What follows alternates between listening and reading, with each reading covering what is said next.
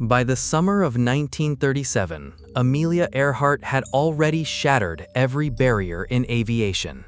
First woman to solo the Atlantic in 1932, multiple altitude and speed records. Her face on magazine covers and product endorsements across the country. At 39, she was the most famous female pilot alive.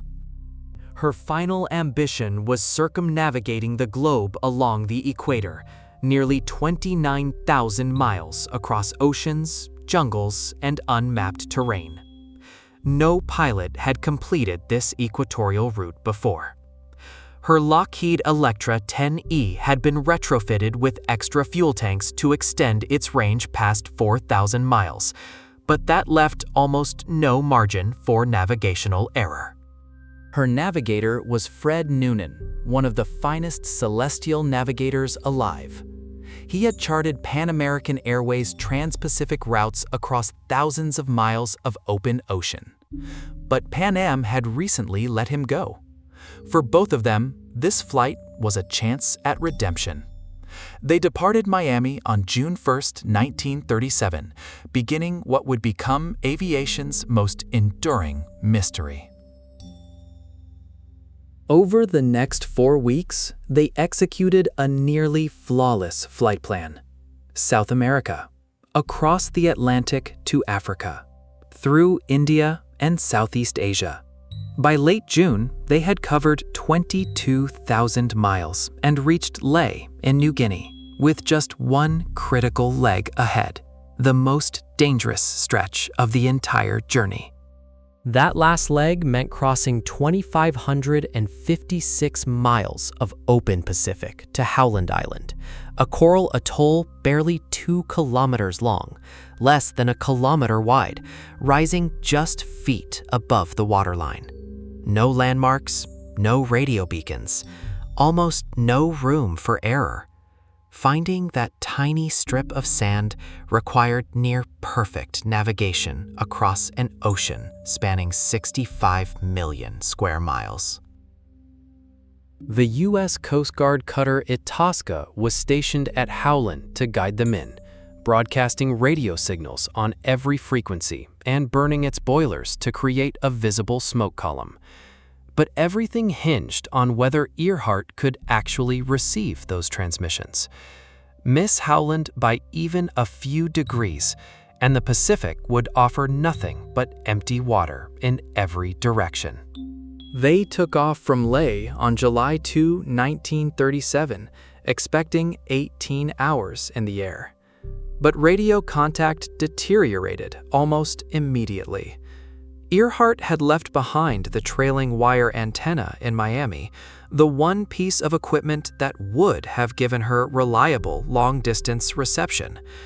As they crossed the Pacific, the Itasca received only fragments of her voice, buried in static.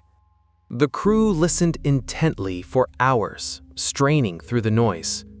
Then at dawn, Earhart's voice came through clearly. She was directly above the island, but couldn't see it, and fuel was critically low. The Itasca could hear her. She could not hear the Itasca. That one-way communication would define the final hours. The Itasca responded with everything available, broadcasting on all frequencies, stoking the boilers for maximum smoke. But Earhart's transmissions grew more desperate. She reported flying along a sunline bearing of 157-337, a navigational reference that stretched hundreds of miles in both directions. She had no way to know which direction to turn. She was flying on fumes, blind above an empty ocean, searching for an island smaller than most airports. At 8:43 a.m. local time, her final confirmed transmission came through. Then nothing. The radio operators kept listening through the morning, but the frequency never came alive again. The Electra carried no emergency locator transmitter or black box. Those technologies didn't exist yet.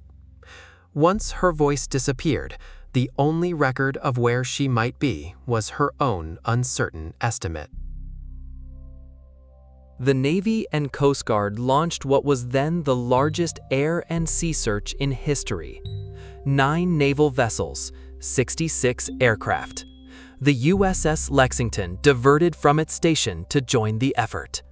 Over 16 days, they swept roughly 250,000 square miles of the Central Pacific, an area larger than Texas. They found nothing. No wreckage, no oil slick, no debris of any kind. The Pacific had consumed the Electra, without leaving a single trace. By July 18, 1937, the official search was called off. Earhart and Noonan were declared lost at sea. By January 1939, Amelia Earhart was legally pronounced dead. 2 people, including the most famous pilot in the world, had vanished somewhere between New Guinea and a coral atoll most people had never heard of. A carefully planned world tour, backed by the full resources of the Coast Guard, had ended in complete disappearance. 3 competing theories have shaped the investigation for nearly 9 decades. The crash and sink scenario remains the most widely accepted. Earhart ran out of fuel, ditched in the Pacific, and the Electra sank in waters as deep as 5,000 meters, where wreckage could remain hidden for centuries. But no confirmed piece of the aircraft has ever been recovered from the ocean floor. The second theory centers on Nikumaroro, a remote, uninhabited atoll roughly 350 miles southeast of Howland. Tigar researchers believe Earhart and Noonan missed their target, continued along their line of position, and landed on the reef flat as castaways. Expeditions have found artifacts: a woman's compact, plexiglass matching the Electra's cabin window, remnants of 1930s American shoes. In 1940, 13 bones were discovered on the island. A 2018 forensic reanalysis suggested they were likely female and consistent with Earhart's measurements. But the bones themselves had disappeared decades before DNA testing became possible. The evidence hints at something without ever proving it. A third theory, Japanese capture in the Marshall Islands, persists partly because Japan destroyed vast quantities of military records after World War II, leaving gaps that speculation can fill. The search has never truly ended. In January 2024, Deep Sea Vision announced a sonar image on the ocean floor near Howland at roughly 5,000 meters depth, a shape matching the Electra's size and outline. But no submersible has descended to verify whether it's actually an aircraft or a geological formation. The Pacific has offered tantalizing clues before, only to retract them. Nearly 9 decades later, Amelia Earhart remains aviation's most famous missing person. 2 people, 1 aircraft, one of the best documented flight plans of the 1930s. No confirmed wreckage, no confirmed remains. The Pacific took them somewhere. It has not yet said where. Earhart vanished over open ocean, thousands of miles from land, and the largest search in history yielded nothing across 250,000 square miles. But 30 years later, the ocean would demonstrate it could erase 2 men from just a mile offshore on a calm night in clear conditions in 19 minutes. On the evening of December 22, 1967, Dan Barak, a Miami hotel owner and experienced boater, took his 23-foot cabin cruiser out to the sea buoy about a mile offshore. He had done this many times before. The plan was simple: watch the Christmas lights from the water with his guest, then head back. His companion was Father Patrick Horgan, a Catholic priest and close friend. The weather was ideal. Light winds, Calm seas, clear skies. The Miami coastline glowed with holiday lights just minutes away. The Coast Guard station was even closer. Nothing about this evening suggested danger. But within the hour, this routine Christmas outing would become one of the most perplexing disappearances in Coast Guard records. Not because something obviously catastrophic happened, but because no one could ever determine what went wrong at all. Barak had specifically chosen the Witchcraft for its safety design. The hull was packed with closed-cell foam that filled every structural void, making it virtually impossible to sink, even if completely breached. This wasn't marketing language. It was an engineering reality. The foam construction meant the boat would stay afloat under almost any circumstances. Barak had also equipped it with all the standard safety gear: life jackets, signal flares, a radio already tuned to Coast Guard frequency, a reliable engine, and plenty of fuel. He knew these waters intimately. Every precaution was in place, yet none of it would matter. Around 9 p.m., Barak calmly radioed the Coast Guard. The Witchcraft had struck something submerged and damaged its propeller. He wasn't taking on water. He wasn't in distress. He simply needed a tow back to the marina. He gave his exact position near buoy number 7, about 1 mile offshore. The Coast Guard dispatched a rescue vessel immediately. It arrived in 19 minutes. The buoy was exactly where it should be. The water was calm. Miami's lights reflected off the surface. But the Witchcraft was gone. Dan Barak and Father Patrick Horgan had vanished. 19 minutes. 1 mile from shore. Clear conditions.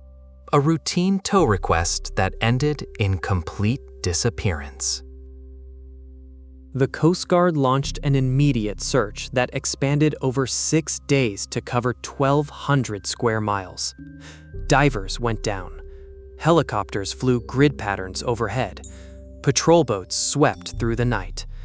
Every radio frequency was monitored. Every stretch of nearby coastline was scanned for wreckage. They found nothing. Not a hull fragment, not a cushion, not a life jacket, not a flare. A 23-foot boat with a foam-filled hull specifically designed to float even when destroyed had produced 0 debris. The ocean 1 mile off Miami's coast had consumed it entirely. The disappearance created an impossible engineering paradox. A foam-filled hull cannot simply vanish. If the boat had been destroyed, foam debris should have scattered across the surface for miles. If it hadn't been destroyed, the intact vessel should have been found drifting somewhere within the search zone. Either way, something should have remained. Barak's final transmission mentioned only a propeller malfunction, a manageable problem in calm conditions with rescue already en route. He hadn't reported taking on water, hadn't reported fire, hadn't reported a collision severe enough to breach the hull. The Witchcraft was built to survive exactly this kind of situation. If the boat couldn't sink, where did it go? If it wasn't destroyed, why was there no debris? What could have happened in those 19 minutes between Barak's call and the rescue vessel's arrival that would erase a boat and 2 men from calm, visible water close enough to shore that they could see the city lights? The Witchcraft had been engineered as unsinkable, not as marketing hype, but as an actual physical property of its construction. The foam made sinking impossible under normal circumstances. Whatever occurred that December night was anything but normal, and no one has ever determined what it was. The Coast Guard never closed the case. More than 50 years later, no wreckage has surfaced, no bodies have been recovered, and no credible explanation has emerged. 2 men radioed for help on a calm evening. Help arrived at their exact position 19 minutes later. The ocean where they had been was empty. The investigation remains officially open. Earhart vanished over the open Pacific. Barak vanished a mile from Miami. In both cases, the ocean took people and left nothing behind. But the next story is not about a disappearance at sea. It is about what happens when 5,000 people abandon an entire city surrounded by ocean and leave everything exactly where it was. 15 kilometers off the coast of Nagasaki, a concrete fortress rises from the East China Sea. The Japanese call it Gunkanjima, Battleship Island, because of its warship-like silhouette when viewed from a distance. The actual island, Hashima, measures just 480 meters long and 150 meters wide, smaller than a few football fields.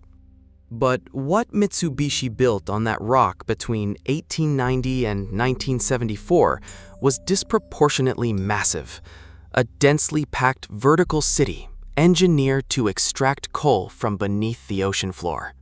Seawalls fortified against typhoons. Japan's first large-scale reinforced concrete apartment buildings, climbing 10 stories high. Schools, hospitals, bathhouses, a shrine, a movie theater, all built to endure for generations. The structures would outlast the purpose driving their construction. Workers descended into mine shafts, plunging hundreds of meters beneath the seafloor, enduring extreme heat, coal dust, and constant danger from gas leaks and collapses. But Mitsubishi compensated them well and provided free housing in the towers above. When shifts ended, they returned to a complete community where everything they needed was within walking distance. Covered corridors served as streets lined with shops. Fresh water arrived through undersea pipelines from the mainland. Rooftop gardens provided the only growing space on the entire island. A Shinto shrine and movie theater offered spiritual and recreational life.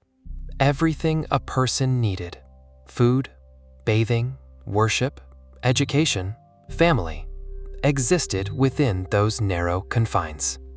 People were born on Hashima, married on Hashima, raised entire families without ever needing to leave. It was a vertical city, entirely dependent on and surrounded by the ocean, built around the singular purpose of extracting coal from the depths below. The moment coal stopped mattering, the island's reason for existing would vanish with it. By 1959, the island's population had swelled to over 5,300 people. The density was staggering, more than 83,000 per square kilometer, nearly double Manhattan's, making it the most densely inhabited place ever recorded. Concrete apartment towers rose 10 stories with corridors so tight that residents in opposite buildings could lean out their windows and shake hands. Children had nowhere to play except rooftops and stairwells. The conditions were cramped, communal, and unrelenting. Yet the system held together for decades because coal kept everything running. The money, the lights, the 5,000 people tethered to that rock. Japan's transition to petroleum in the 1960s began the end. Coal mines across the country started shutting down. When Mitsubishi closed Hashima's operation on January 15, 1974, the settlement that had thrived for 84 years lost its sole purpose in a single announcement. No mine meant no economy. No economy meant no community. No community meant no future. The evacuation happened fast. Within 3 months, the entire population of over 5,000 departed on ferries to the mainland. Families left behind furnished apartments, dishes on tables, shoes by doorways, children's toys on shelves, televisions still plugged in, and a calendar frozen on April 1974. By April 20, the island was completely empty. A city that had thrived for 84 years was suddenly silent. Not destroyed, not damaged, just abandoned. For decades, Hashima remained sealed off from the world. Without anyone to maintain it, the structures surrendered to time and weather. Typhoons battered the seawalls. Salt air corroded concrete and steel. Staircases collapsed. Roofs caved in. Rain flooded rooms where families once gathered. Vines broke through cracks, pushing into hallways where children had once played. What remains is haunting in its specificity. A child's shoe on a windowsill, a rusted bicycle against a crumbling wall, a television with a shattered screen, photographs curling on shelves, untouched for 50 years. The movie theater still faces rows of empty seats.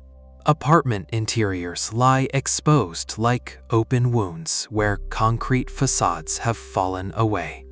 The hospital sits in silence with empty examination rooms. School desks still face blackboards where lessons have long since faded. 5 decades of typhoons and corrosive salt air have been methodically undoing what 84 years of labor and engineering built. In 2015, UNESCO designated Hashima a World Heritage Site, recognizing Japan's Meiji-era industrial modernization. Tourists can now visit small cordoned sections by guided boat tour, though most of the island remains too unstable to safely enter. The buildings that once housed 5,000 people are now too dangerous for a single visitor. Hashima isn't mysterious in any conventional sense. Nobody vanished. Nobody died in disaster. 5,000 people simply departed on a chosen date and left everything behind. Shoes by doorways, dishes on tables, photographs on shelves. A complete city engineered to endure, now missing only the inhabitants who gave it purpose. Hashima's 5,000 residents chose to leave, and every object they abandoned tells a story of a life interrupted. The ocean surrounded that island for decades, slowly dissolving its concrete, rusting its steel, erasing its human record. But the ocean doesn't only erase. Sometimes it delivers. And what it washed ashore on a Florida beach in 1896 has never been fully explained. In November 1896, 2 boys on bicycles discovered something massive, half buried in the sand south of St. Augustine, Florida. A pinkish-white, rubbery mass, roughly 5 meters across, over a meter thick, with no recognizable shape. No head, no limbs, no visible bones. An estimated 7 tons of tissue delivered by the ocean, stripped of every identifying feature. Word of the discovery reached Dr. DeWitt Webb, a local physician and founder of the St. Augustine Historical Society, who had spent years cataloging the region's wildlife. He made his way to the beach to examine it. What he found there would consume the rest of his career and ignite a scientific controversy that outlasted everyone involved, though it would ultimately lead him to the wrong conclusion. Webb conducted a meticulous examination. He measured the mass and noted its extremely tough, leather-like outer skin and the fibrous, dense interior tissue that resisted his knife. He photographed it from multiple angles, preserved tissue samples in formaldehyde, and began corresponding with leading scientists. His contacts included Professor Addison Emery Verrill at Yale, one of the country's foremost invertebrate zoologists, and curators at the Smithsonian Institution. Webb's conclusion was striking. This was the remains of a gigantic octopus, a cephalopod far larger than any species known to science.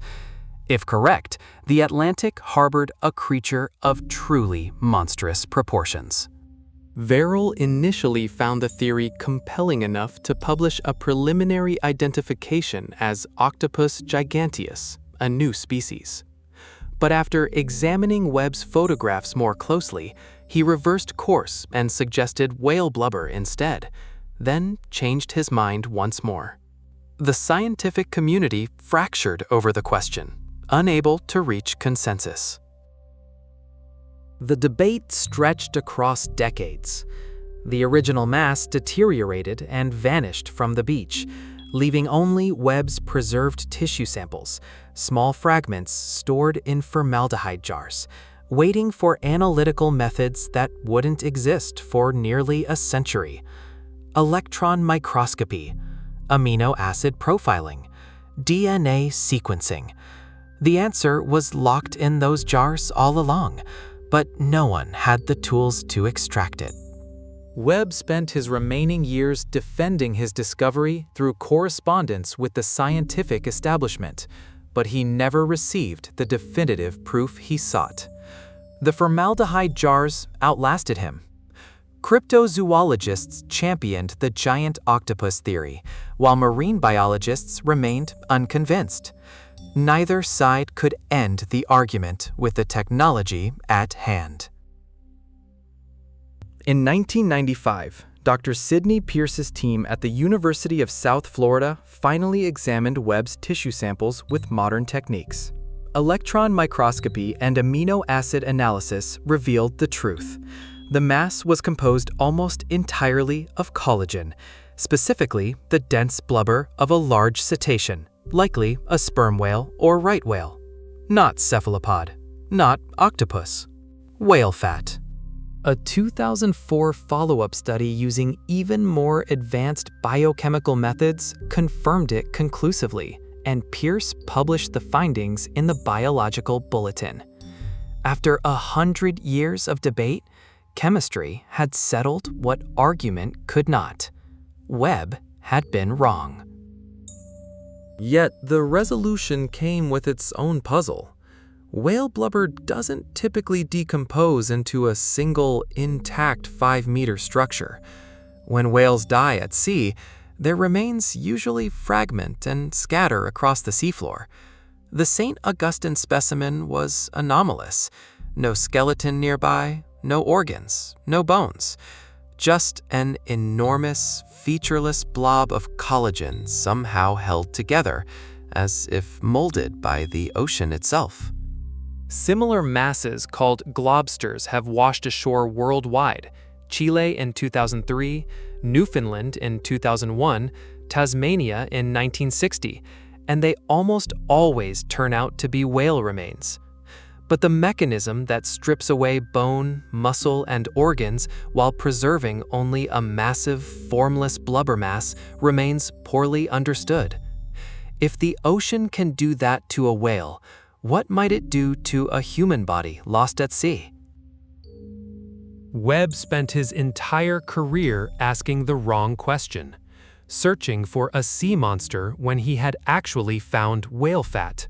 But what he really discovered was something stranger, evidence of a transformation process that science still cannot fully explain. The DNA confirmed whale. The chemistry confirmed whale.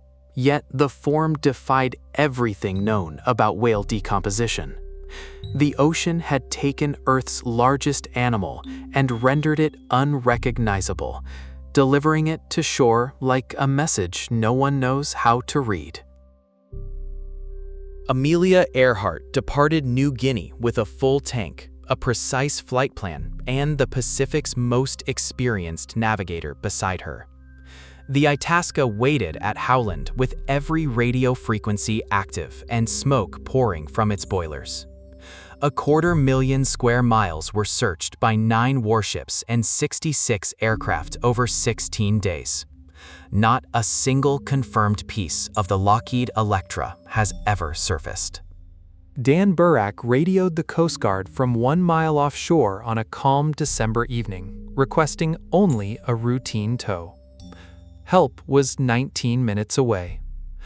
1,200 square miles were searched over 6 days. They found nothing, not even a fragment of the foam hull that should have made sinking impossible.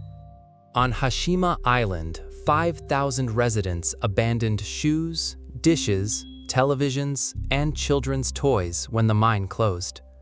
50 years of typhoons and salt have been slowly dissolving the concrete, while those objects remain exactly where they were left. A complete city, missing only its people. And on a Florida beach, a 5-meter mass of tissue washed ashore in 1896, taking a century of science to identify and raising more questions than it answered. A missing pilot, a missing boat, an abandoned city, unidentifiable remains. 4 cases, 4 different kinds of evidence, none of it adding up to an answer. The records remain open. The ocean offers no explanation.